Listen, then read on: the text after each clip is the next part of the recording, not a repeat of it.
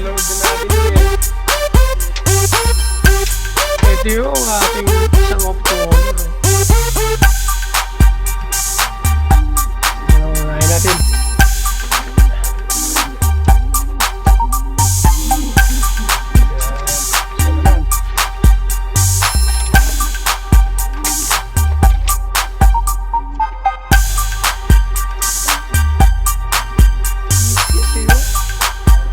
Bird natin yan.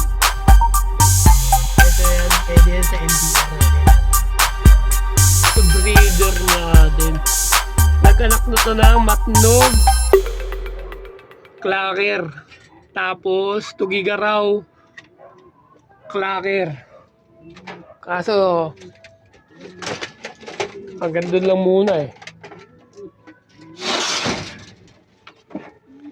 Siguro kulang pa tayo sa ano, aruga.